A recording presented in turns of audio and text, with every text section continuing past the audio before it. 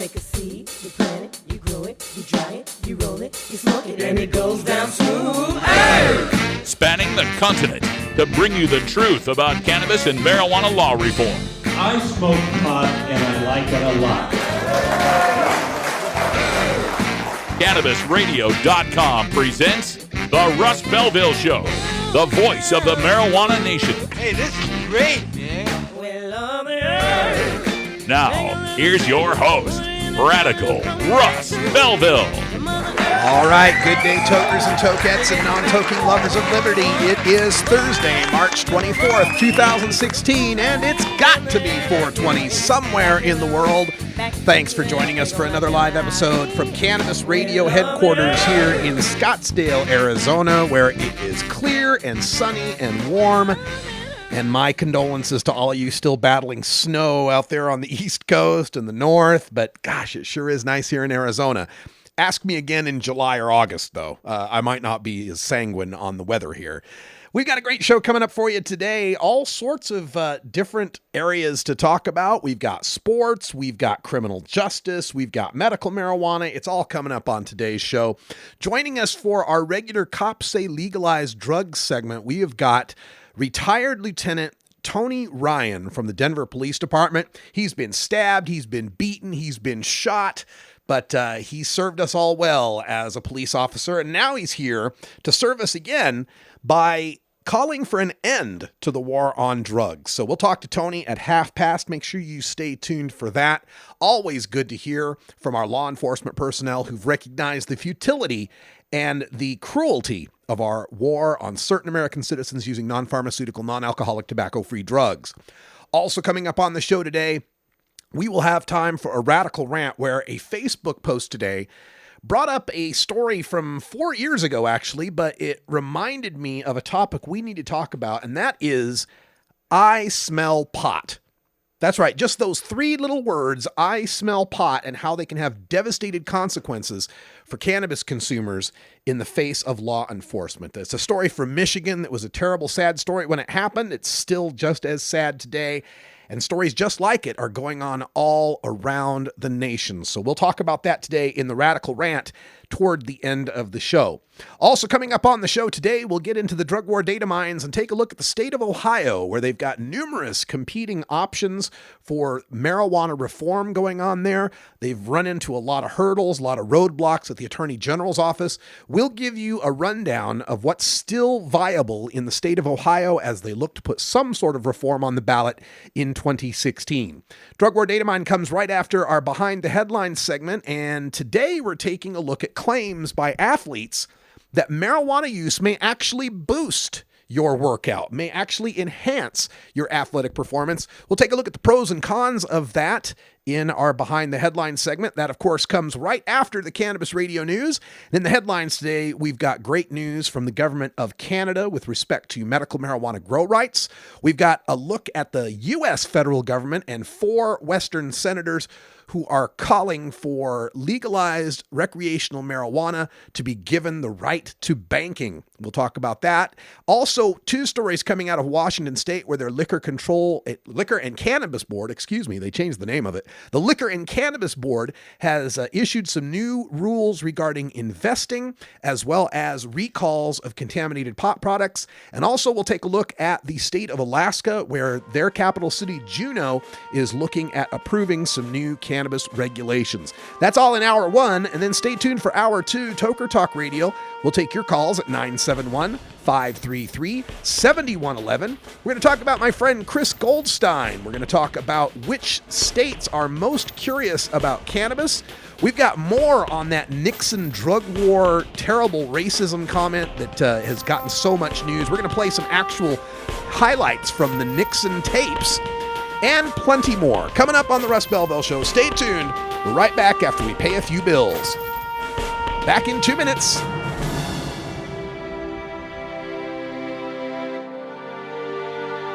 This is the Russ Belville Show on CannabisRadio.com. Ganjapreneur.com, your guide to the cannabis business world. Ganjapreneur.com is a comprehensive resource for cannabis professionals and entrepreneurs. Download the Ganjapreneur app on your smartphone or tablet to catch up on cannabis industry news, scroll through our daily job listings, and learn about successful cannabis companies, executives, and investors. Ganjapreneur.com, helping Ganjapreneurs grow. Legal to listen to all over the world. We're just not sure about France. CannabisRadio.com. When you are starting up a medical cannabis business, you want a fired-up lawyer who understands the needs of cannabis consumers.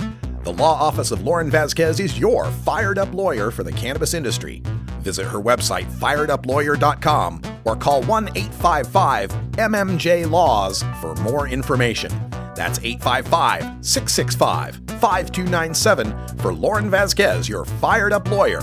Or email fireduplawyer@gmail.com. You're listening to Radical Russ on the Russ Belville Show. From high atop Mount Soledad in San Diego, California, 100 feet above sea level. Good morning. It's good news with cannabis nurse Heather. This plant is amazing. Positive change is happening. We did it. No matter who you are, you can make a positive impact on the world. I would rather be illegally alive than legally dead. And that quote helped to give you strength. Nurse Heather is only on CannabisRadio.com. Good morning, cannabis nurse Heather.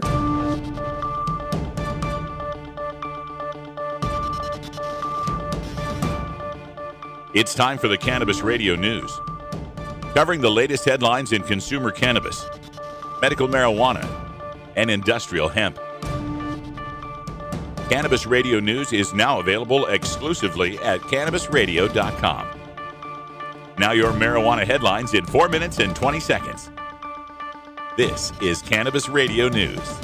This is your Cannabis Radio News for Thursday, March 24th, 2016. The Canadian government will not appeal a federal court ruling that found the current medical marijuana system unconstitutional, and instead will rewrite its rules by the end of summer to make cannabis more affordable and accessible to patients. Health Minister Jane Philpott told reporters outside Parliament Thursday, the deadline for appealing last month's landmark ruling, that the government now has until August 24th to improve the mail-order system, in which about 24 commercial growers supply roughly 40,000 sick Canadians. The federal court case was launched by 4 British Columbia patients who challenged the constitutionality of the former Conservative government's 2014 overhaul of the medical marijuana system. The updated regulations prohibited home grow ops and established a large network of large commercial growers that ship their products directly to customers. Ms. Philpott said she would not elaborate on whether these changes would allow for storefront medical marijuana sales or enshrine a patient's right to grow their own marijuana. 4 senators from 3 states that have legalized recreational marijuana pressed federal financial regulators Thursday to issue clear guidance for financial institutions serving legal marijuana businesses, making it easier for them to access banking services rather than operating on an all-cash basis. In a letter to the 6 top federal financial regulators, Senators Jeff Merkley and Ron Wyden from Oregon, Michael Bennett from Colorado, and Patty Murray from Washington asked multiple agencies to work together to issue joint guidance to financial institutions from regulators across the federal government. Currently, many legal marijuana businesses in Oregon, Washington, and Colorado and other states that have legalized recreational or medicinal marijuana are forced to run their businesses using cash because banks won't serve them, fearing reprisal from the federal government. Without the ability to open a bank account or accept non-cash forms of payment, the businesses must pay taxes in cash and keep large amounts of cash on the premises, the lawmakers said. The Washington State Liquor and Cannabis Board this week introduced a rule that will allow investors from across the United States to help finance the state's exploding legal marijuana industry. Oregon approved a similar practice last month, and Colorado is expected to follow suit, eliminating its 2-year residency requirement for financiers. Though the change comes with risks of big marijuana or criminal cartels entering the markets, the states are moving quickly to attract more investors in expectation that California, with a potentially vast recreational pot market, might enter the competition if voters legalize recreational marijuana sales there this fall. Liquor and Cannabis Board spokesman Brian Smith says the new Washington rule will take effect in June, eliminating a 6-month residency requirement for out-of-state investors. Financiers will still not be allowed to have an ownership stake in the businesses they back. But a bill before the legislature, if approved, would permit non-residents to own as much as 49% of a marijuana operation. The Washington State Liquor and Cannabis Board also adopted an emergency rule Wednesday, allowing it to recall legal pot products considered a public health risk. Washington regulators have not had a recall process in place, unlike Colorado, where recalls have been frequent. The city of Denver pulled 19 pot products from the market in a recent 19-week stretch. The new rule takes immediate effect, but it may be revised after public feedback. It gives the Liquor Control Board authority to recall products that have been deemed to be a risk and establishes procedures for a recall. Risk is not defined by the rule. Factors that may contribute to a recall include evidence that unapproved pesticides were used on or present on pot plants. Juneau, Alaska officials have approved the city's first conditional use permit for a marijuana business, despite calls for them to wait until the Juneau Assembly decides on an outstanding marijuana ordinance. The Planning Commission approved the permit on Tuesday for June Hall and Paul Dizier to start running Fireweed Factory on their property.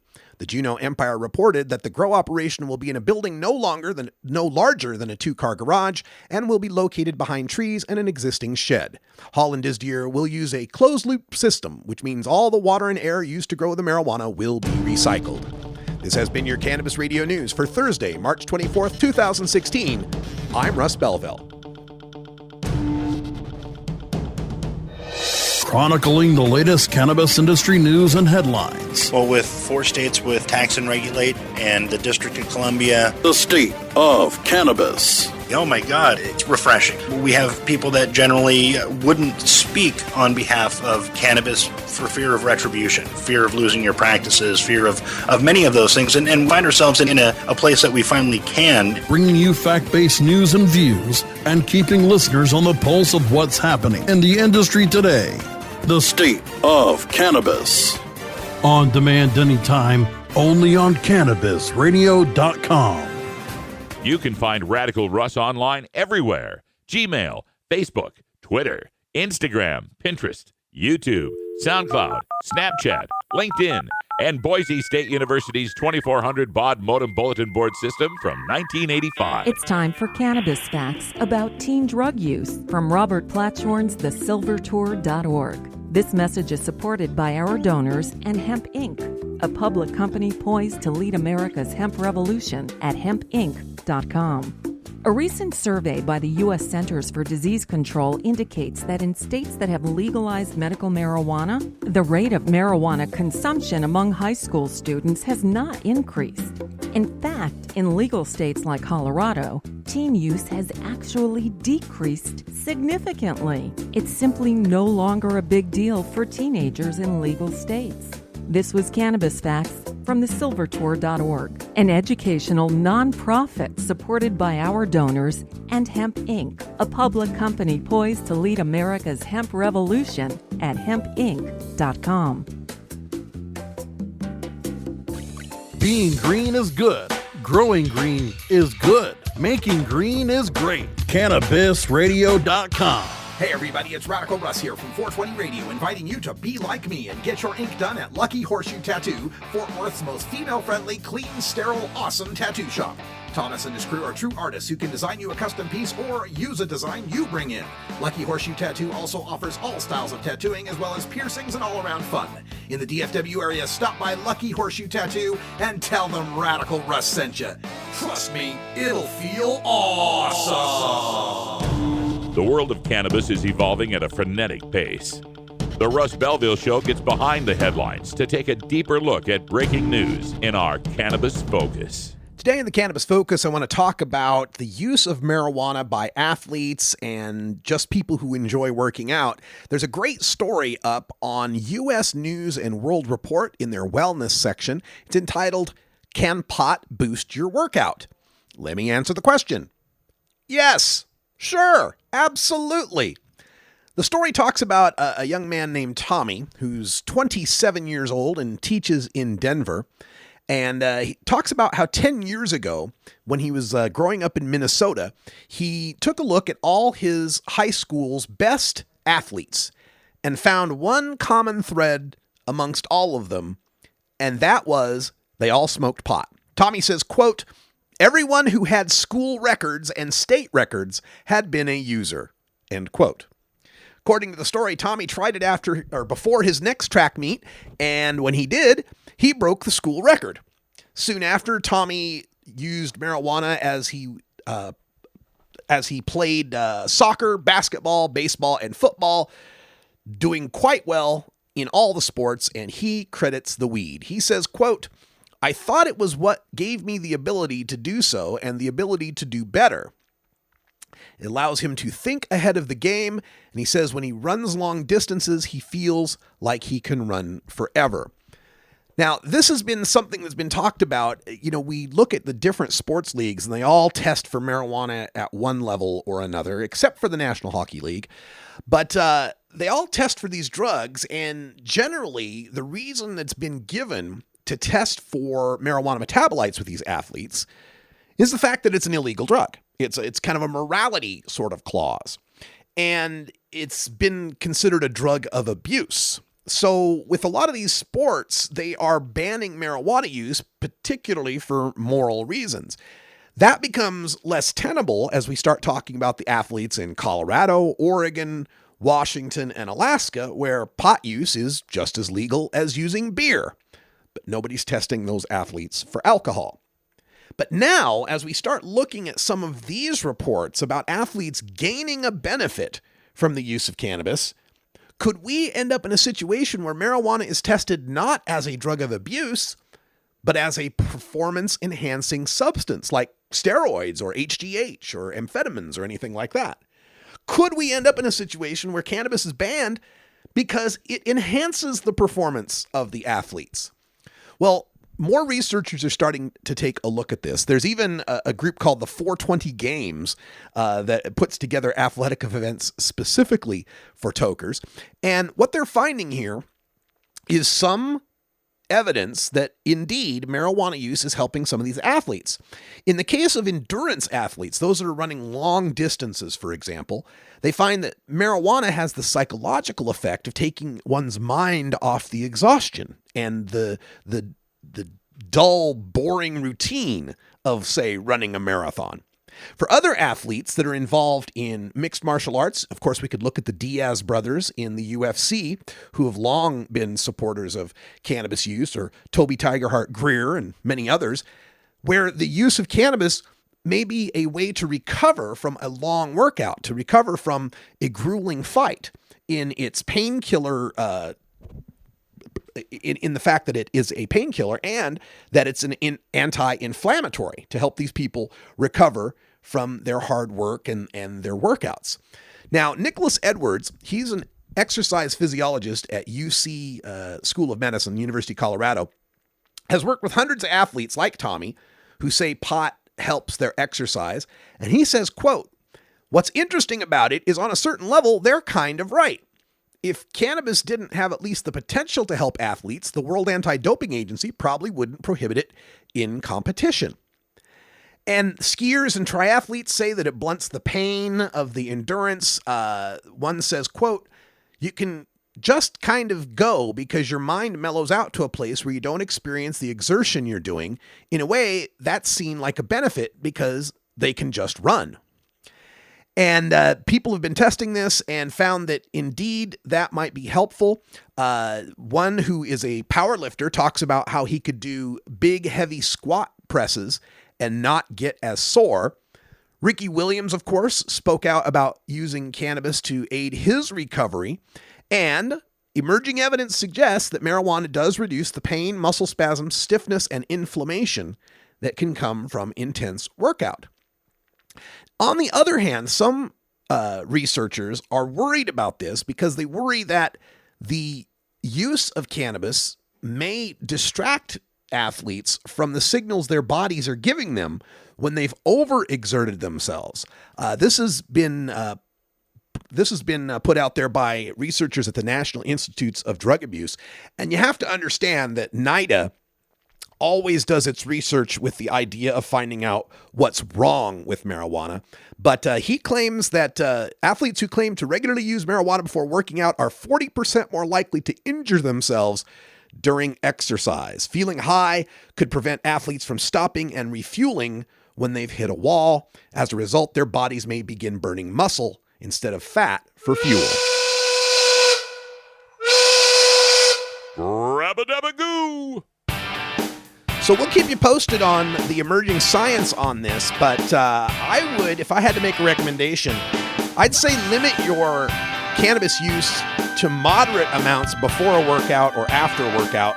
Using it during a competition might not be wise because of the change to your hand-eye coordination and depth and time perception. Otherwise, smoke them if you got them. Happy 420, Denver. We'll be right back in 2 minutes. Dr. Dabber, hurry! Its temperature is shooting past 1,000 degrees Fahrenheit. It's burning up. I'm afraid for this little guy, it's just too late. What caused the problem? Only Dr. Dabber can maintain the perfect temperature for a smooth-tasting, slower burn. This standard vaporizer lost all of its health benefits, sending it up in smoke. So you're telling me that most vapor pens burn so hot they produce smoke, not vapor? Correct. Keep away from those standard vaporizer pens and turn to Dr. Dabber. Doctor's orders. Less heat, more flavor. Cannabis use isn't the only thing growing. So are we. Grow with us. CannabisRadio.com. Coming soon to a city near you, Cannabis Finance Boot Camp. Get all your cannabis accounting, legal, and compliance questions answered by their knowledgeable panel of industry experts who want to help your cannabis boom. Whether you're a grower, dispensary operator, or a newcomer to the field, your cannabis needs Cannabis Finance Boot Camp. For information on upcoming events, visit CannabisFinanceBootCamp.com. This is the Russ Belville Show on CannabisRadio.com. Doc Rob, the concierge for better living. Cannabis is just one of the many great plants that we have on this planet called Earth that we can use consciously and intelligently to improve our well-being. Take a real, raw, inside look at healthier living while sharing great ideas and improvements for a better quality of life. Learning to live and live well is a lifelong process. This is a journey. You could be 80 years old or 8 years old. You can still learn something that's going to make tomorrow a little bit healthier, a little bit easier, a little bit happier, a little bit better. The concierge for better living with Doc Rob. Only on CannabisRadio.com. Promoting the end of adult cannabis prohibition is easy because we have facts, science, reason, compassion, evidence, truth, and logic on our side. It's even easier when researchers catalog it all for us. Learn how to gather the facts on marijuana use, arrests, seizures, rehabs, drug tests, and more on this edition of Drug War Data Mining. Today in the Data Mines, we go back to the state of Ohio, where last year the voters there rejected by a 2-to-1 margin the Responsible Ohio Issue 3 that would have legalized marijuana. That's right, they rejected legal marijuana. They rejected a plan where any adult 21 and over could possess up to an ounce of marijuana in public. They rejected a plan where the purchase of a $50 license would have allowed persons and patients to grow 4 flowering cannabis plants in their home and to possess up to a half pound of marijuana in their home. And they rejected the possibility of 1,159 dispensaries where people could shop for marijuana statewide. Of course, this all got rejected by a 2-to-1 margin because of the monopoly, the business plan for Issue 3, which deemed that there would only be 10 farms where marijuana could be grown, and those farms would be owned by the 10 investor groups who ponied up the money to get the initiative on the ballot. And rather than let Nick Lachey and Frosty Rucker and a few of these investors get rich, the people of Ohio decided, nope, we'd like to stick with our prohibition, thank you. We'd like to keep ticketing people for possession and throwing them in prison for growing. Well, now, 2016, there are efforts to reform marijuana laws as the people who rejected Issue 3 told me that there would be something coming along in 2016, so there was no need to accept the 2015 proposal. They'll get something better in 2016. So it's up to you to decide whether what I'm about to read to you is better than what was proposed in 2015, where everybody would have been free from persecution for marijuana and everybody would have been able to grow plants, and everybody would have been able to possess up to 8 ounces if they got their license. You decide whether these proposals are better. First of all, we have the proposal from Ohioans for medical marijuana. That's the Marijuana Policy Project that they are putting together a medical use of marijuana amendment. According to the polls that came out after Issue 3 failed, they found that about 8 out of 10 Ohioans favor medical marijuana. So it would seem to be a slam dunk if they can get medical marijuana on the ballot. Now, Marijuana Policy Project's medical use of marijuana amendment is a plan to allow adults 21 and older to buy and use marijuana if a physician recommends marijuana for a qualifying medical condition. Patients under 18 can use marijuana with written permission from a parent or guardian. Patients would apply for ID cards. They'd be allowed to buy and possess 2.5 ounces of marijuana. They could grow up to 6 plants or designate a caregiver to grow for them. The state would issue licenses to cultivators, distributors, testers, and dispensaries. Those licenses would cost $5,000 each. There would also be 15 large-scale growing licenses available for $500,000. There would be sales tax that would apply to marijuana sold in dispensaries, and the tax revenues would go to the general fund. 15% of the tax revenue would go to the State Marijuana Control Commission, and the remaining 85% would be distributed to counties and local communities. So you could add legalization where people could possess an ounce, grow 4 plants, possess a half pound, and have 1,100 places to shop. Instead, you might get medical marijuana where a few very special patients can get a card that will probably cost more than $50, and they'll have to pay taxes on their marijuana, and there will be far fewer than 1,100 shops to shop at it, and you can only have 2.5 ounces.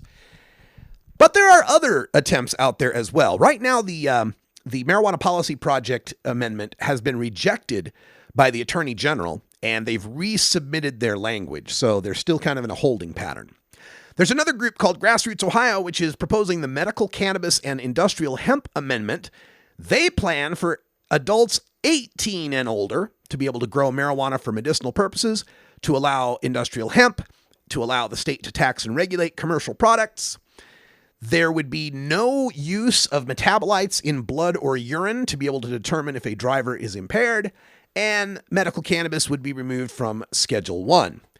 But this proposal contains within it absolutely no regulations, no limits, nothing that's particularly codified, because they're going to propose another amendment or another initiative, I should say, to actually set up what the regulations are. So in this circumstance, they would have to get 2 different initiatives passed, and those 2 initiatives would both have to pass the Issue 2 muster.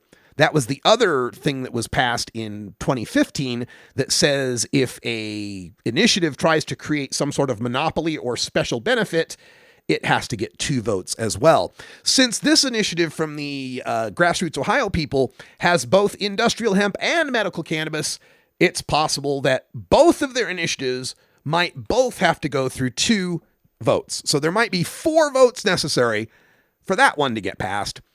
Their petition has been rejected by the Ohio Attorney General as well.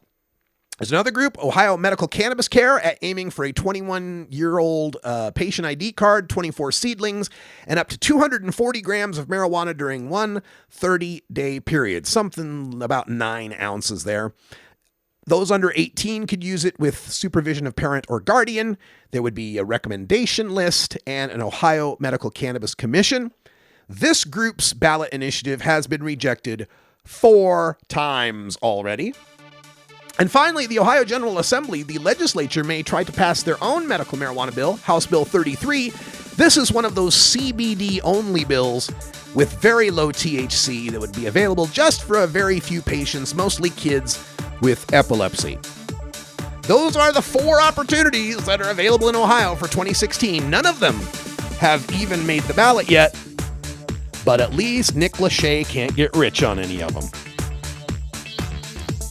Stay tuned. We're back with Cops Say Legalize Drugs and retired Lieutenant Tony Ryan from the Denver PD right after this.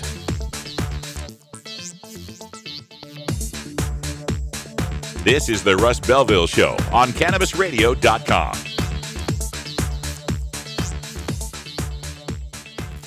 Ignite the conversation on some trending topics along the Cannabis Radio social media network. Join our crew of thousands on our Cannabis Radio page on Facebook or at Canna Radio, CANNA Radio on Twitter. Plus, look for our Facebook and Google Plus pages for all of our original programs and connect with Dr. Dina, Kyle Cushman, Dr. Mitch Earlywine, Nurse Heather, Doc Rob, the hosts of Ganjapreneur, and more. Connect with the growing Cannabis Radio social crusade at Canna Radio on Twitter or search for Cannabis Radio on Facebook, Google Plus, and Instagram and grow with us. This is Dan Michaels from danmichaelsaudio.com. And you're listening to Radical Russ on CannabisRadio.com. Normal stands for responsible adult cannabis use. If cannabis use is causing problems in your life, consider taking a break or seeking medical assistance. Consider ceasing cannabis use if you have a family history of mental illness. Don't drive or operate heavy machinery while impaired by cannabis use. Cannabis use is not without risks, even though the risks are far less than those posed by legal drugs. We don't limit how much you smoke, and we don't limit where you listen. Cannabis Radio is now on iTunes, Stitcher, and iHeartRadio.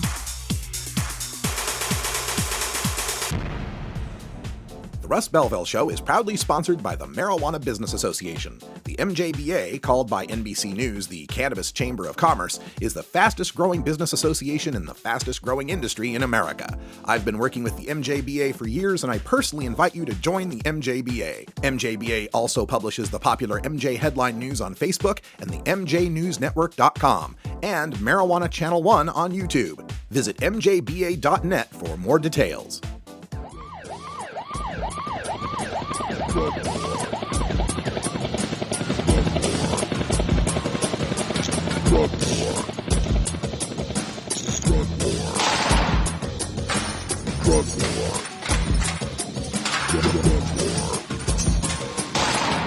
One of the most disturbing elements of the Prohibition War is how it's made police the enemy of otherwise law-abiding cannabis consumers. Fortunately, one group of police officers knows the futility of prohibition and reaches out to educate the community and current law enforcement. Today, the Russ Belville Show visits with another speaker from Law Enforcement Against Prohibition with one clear message: cops say legalize drugs. Welcome back, everybody. 32 after the hour for our Cops Say Legalize Drugs segment. We got a great guest joining us, retired Lieutenant Tony Ryan from Law Enforcement Against Prohibition from Denver, Colorado. How you doing, Tony? Good. How are you this afternoon? I'm fantastic. It's great to have you on the line. And I was looking over your biography here at Law Enforcement Against Prohibition, leap.cc.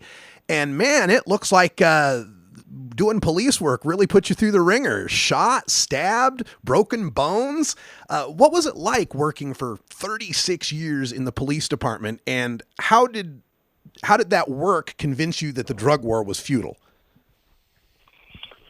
Well, of course, I was mostly a street cop, except for I had 5 years as a traffic investigator, which meant I went out and reconstructed fatal accidents. But other than that, I worked mostly in Northeast Denver, which is a large minority community for the most part.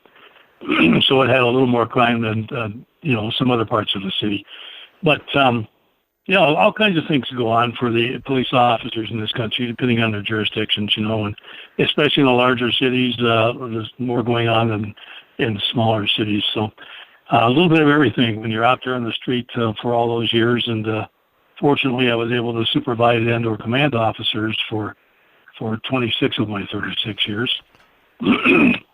So I kind of got to get them to do things my way for the most part, which means, we do things straightforward and as upright as possible, and try to make friends with the communities we serve, because that always helps out.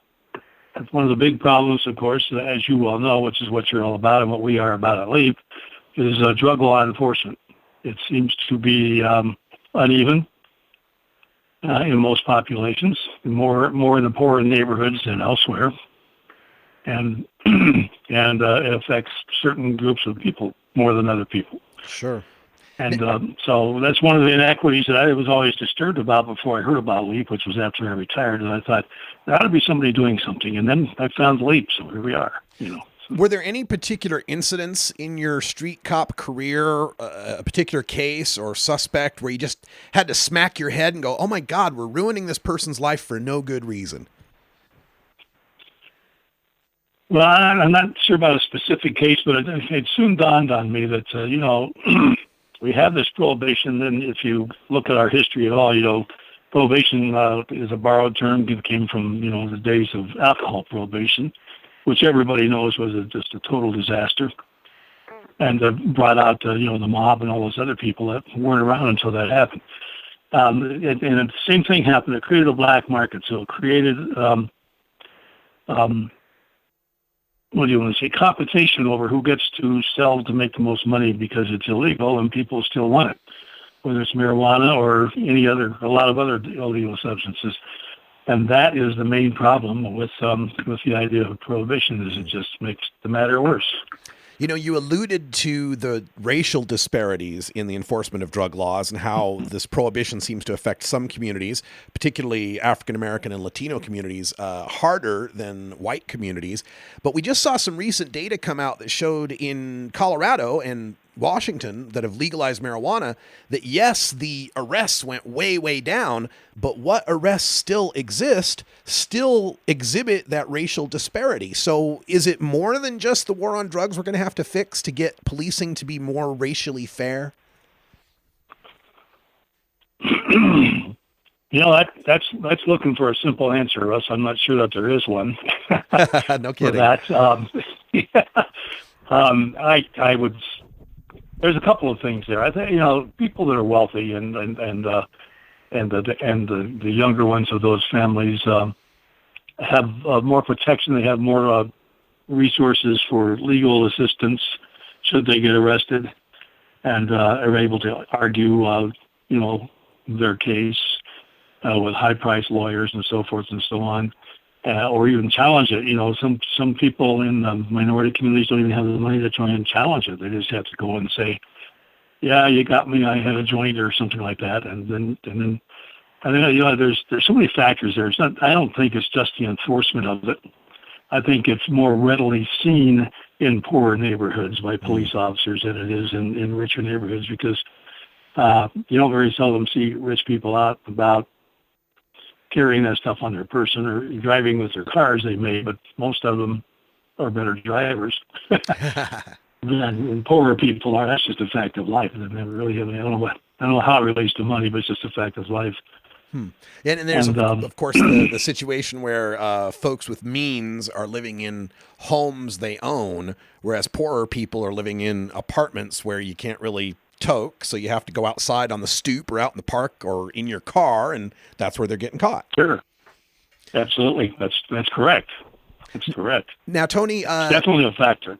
In your bio here, it says now that you're retired here in Arizona, and you did your police work in Denver. So here in Arizona, they're working on trying to get marijuana legalized. And of course, this is the land of Sheriff Joe Arpaio and a lot of really tough on crime attitudes here.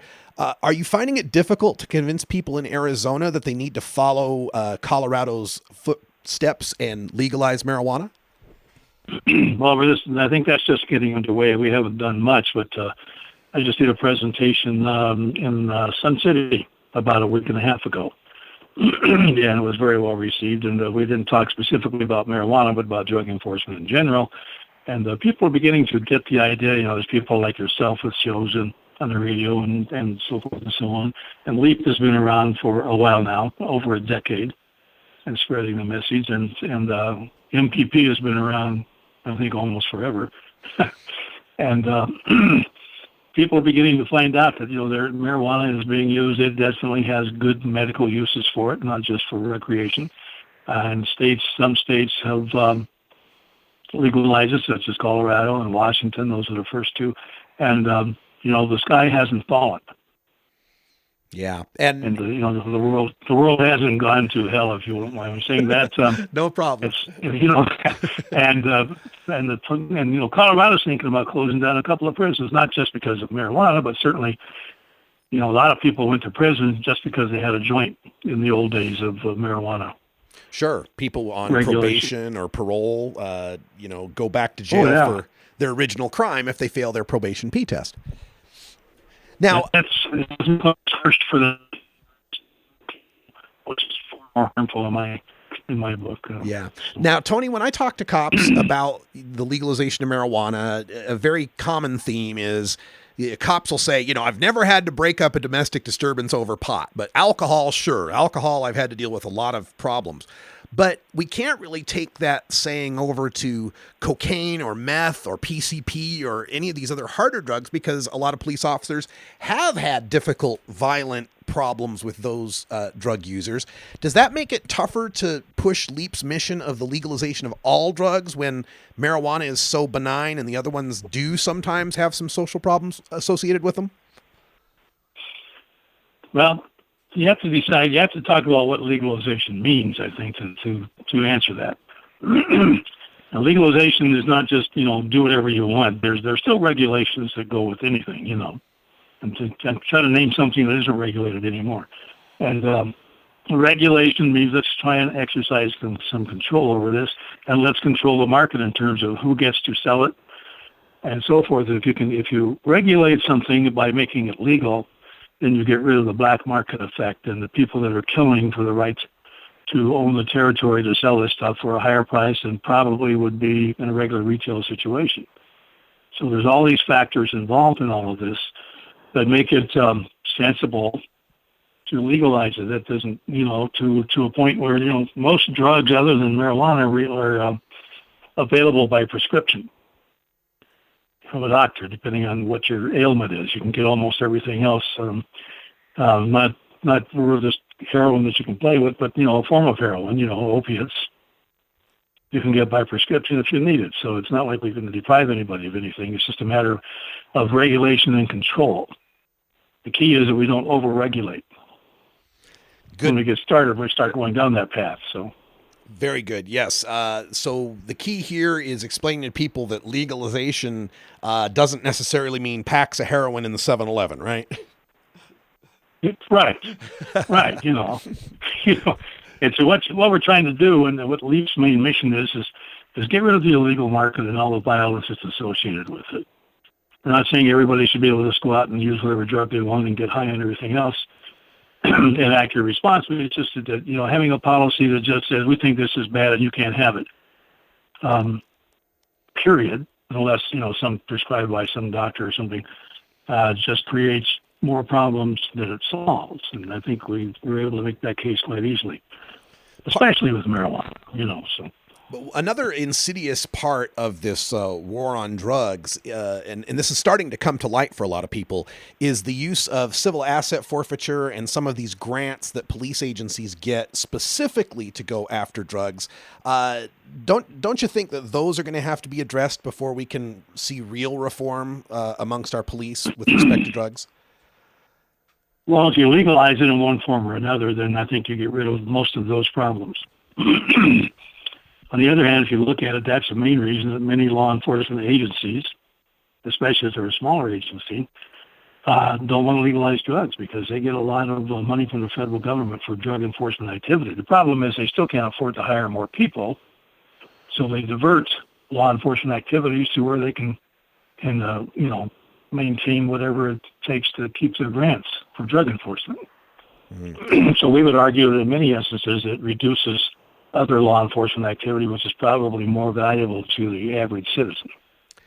In your time working on the force, did you witness any examples of corruption where, say cops are stealing drugs from the evidence locker for sale or anything like that?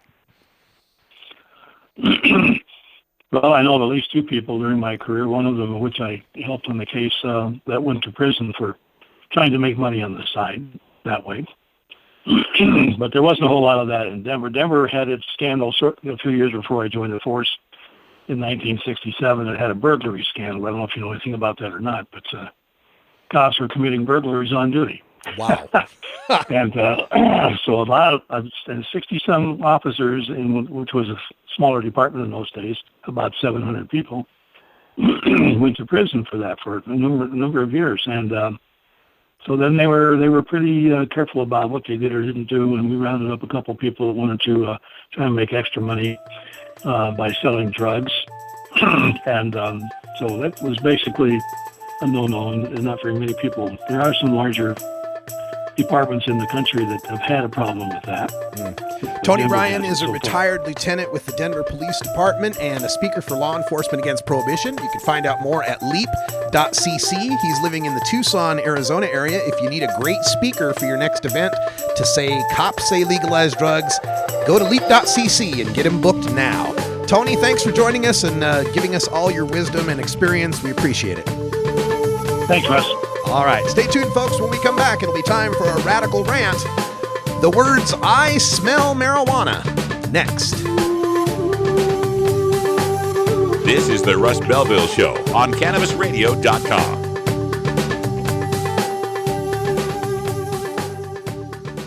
Ganjapreneur.com, your guide to the cannabis business world.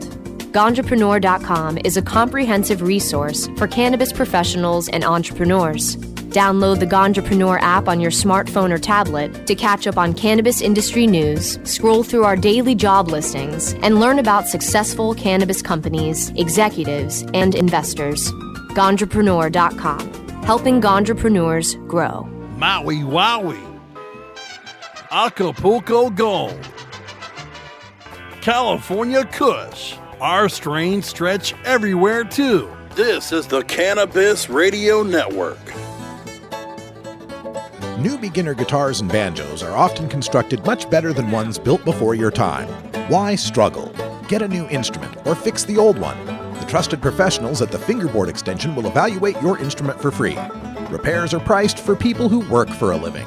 Stop by the Fingerboard Extension downtown Corvallis at 120 Northwest 2nd Street today or check out its inventory on the web at fingerboardextension.com. The Russ Belville Show.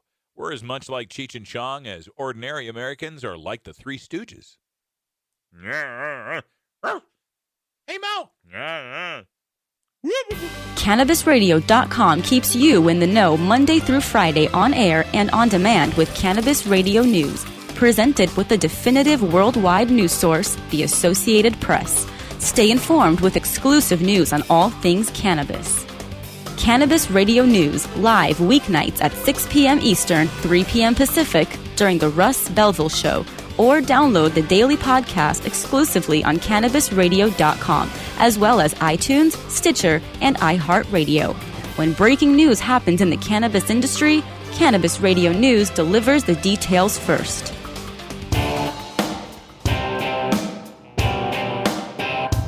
We must wage what I have called total war against public enemy number one. I support a change in law to end federal criminal penalties for possession of up to 1 ounce of marijuana. That marijuana, pot, grass, whatever you want to call it, is probably the most dangerous drug. Some think there won't be room for them in jail. We'll make room. I experimented with marijuana a time or two, and I didn't like it and didn't inhale. One major responsibility is to encourage people to use less drugs. Entirely legitimate topic for debate. Radical Rant. I smell marijuana. Those three words in the mind of a cop can be all that it takes to cost you your life. I smell marijuana. This is a story that actually happened 4 years ago. It's from 2012 out of Michigan, but it surfaced on my Facebook feed today, and it just brought to mind just how important it is to legalize marijuana. You know, I get a lot of haterade from people out there for my opinions sometimes for wanting to legalize marijuana no matter what. Right? That I'll take anything. Russ will take any sort of legalization. He doesn't care. And this story is why. Even Ohio's attempt to legalize marijuana last year with its terrible business plan that created a oligopoly of 10 growers was preferable to maintaining the status quo of contraband marijuana. And this story is a perfect example why. Back in 2012, February 3rd, of 2012, there was a police call on an alleged domestic disturbance in northern Michigan. And the cops responded. It was Crawford County Sheriff Deputy John Clapadlo, along with Grayling City Police Department Alan Samaro, an officer, Alan Samaro. The two of these officers, Samaro had been to an apartment building to investigate William Reddy, is the man's name, and there was an alleged domestic disturbance. Supposedly there was some sort of fight going on or domestic disturbance. So Samaro was called to investigate this disturbance, and when he was there investigating the problem, he believed he smelled marijuana. Now, it's important to note that nothing about the domestic disturbance seemed to rise to the occasion of investigation by the police. The police showed up there, but apparently there was nothing to charge William Reddy with as far as a domestic disturbance goes. But Samaro believed that he smelled marijuana. So Samaro reported that to Child Protective Services in Michigan, from the Department of Human Services in Michigan. And the CPS employees, they were named Craig Sharp and Stacy Sage, got a court-ordered warrant, basically, to remove the 3-year-old son of William Reddy from the situation. Because the cops smelled marijuana. And Lord knows we can't have a 3-year-old somewhere where marijuana might be smelled. So the CPS employees, the two CPS employees, got a court order to remove the 3-year-old son named Cameron. The two CPS employees asked the cops to go with them to serve the court order. So we've got two CPS employees and the two cops now, Crawford County Sheriff's Deputy John Clapadlo and police officer Alan Samaro. So we got the two cops, we got the two CPS officers. They show up to the apartment to take away the 3-year-old child. Now, during the attempt to remove the child, officers were confronted by Reddy, William Reddy, who pulled a small foldable pocket knife and lunged at the officers. Now, I know there's a lot of people listening to this story at this point who go, oh, wait now, hold on, Russ. You said he got killed over marijuana, but this guy lunged at cops with a knife. You lunge at cops with a knife. Well, by God, you deserve what you get, right? Wrong. Because here's what happened. When these two cops were there, they had their tasers drawn. They had their tasers out. Both the cops had their tasers out when William Reddy presented himself with a knife and lunged at the cops. So did the cops shoot the tasers that were already in their hands at William Reddy? No. Clapadlo and Samaro holstered their weapons, and then Clapadlo pulled his pistol and shot Reddy in the chest in front of his 3-year-old son in his house and killed him. So I smell marijuana turns into we've got to steal your 3-year-old, turns into hell no you're not with a knife, turns into a summary execution of this man. Now, of course, this was reviewed by the Michigan State Police in an investigation, and the Roscommon County prosecutor, Mark Jernigan, determined that the use of deadly force by Clapadlo was justified.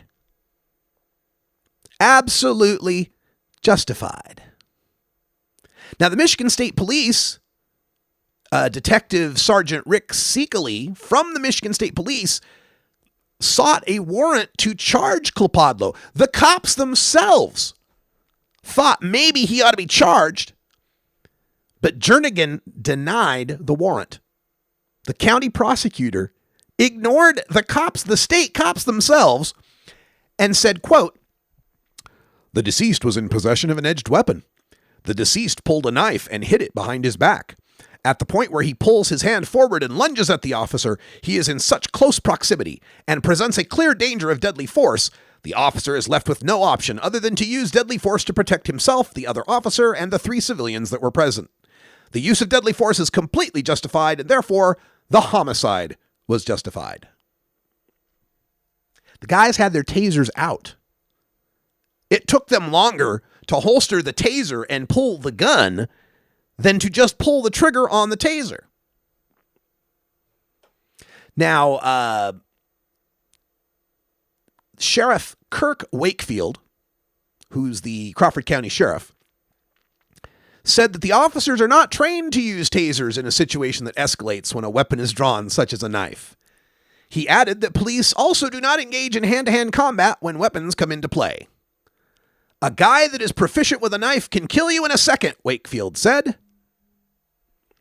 Wakefield, who has been a law enforcement officer since 1979, said he had attended numerous training sessions where knife fighters have given demonstrations, saying, quote, "I can tell you that guy can be at one end of the gymnasium and be on you in a heartbeat. If somebody has an edged weapon, why take the chance?" Why take the chance? You got two cops in a small apartment holding tasers and one guy with a small folding pocket knife. Folks, I don't think this guy was some sort of Kali Eskrima martial arts master who is going to fillet both cops before they could pull the trigger on their tasers. The description given in this case is that the guy was far away with the knife behind his back before he approached. It just seems to me that there was many things that could have been done rather than turning to shooting the man in front of his 3-year-old child as the first resort. And this was confirmed to me. I did a little Googling, because you know me, I look shit up. And I did a little Googling on knife attack. Cops repel knife attack. Cops subdue knife attack. And I thought there got to be some videos out there somewhere of some cops taking down a guy with a knife where they didn't have to kill the guy. Folks, I found a lot of them. I found one where there was a man with a machete out in the street and cops basically surrounded him and were able to subdue him and take him down without even firing a taser. Just with tackling. They took the guy down. I found another case where a man threatened a couple of cops with a knife, like not a pocket knife, but a real 8-inch Crocodile Dundee, now that's a knife type of knife. And 2 cops were able to subdue that guy without firing a shot, without firing a taser, merely by tackling the guy. Now, of course, there is one common thread to all these videos that I found where cops were able to subdue a violent person with a weapon without killing him. And that thread is they were all in the United Kingdom. Yeah, for some reason, the cops in the UK have been able to take down all sorts of violent perps for decades now without killing them. You know that the number of people killed by cops in the United Kingdom over the past 20 years is about the same number as the number of people killed by cops in a week in the United States? Now, I refuse to believe that the cops in the United Kingdom or other countries where this doesn't happen, I refuse to believe that their cops are somehow supermen with special powers that our cops just can't master. No, I think what we found here in the United States is as much as some people in this country like to claim that we're some sort of Christian nation with pro-life ideals, that really, life is cheap here. Life is cheap. Now, I know there'll be plenty of people out there saying, well, if you don't disobey the cop, you just got to do what the cop says and they won't kill you. Is that the kind of place you want to live in? A place where the slightest disagreement with cops can get you killed?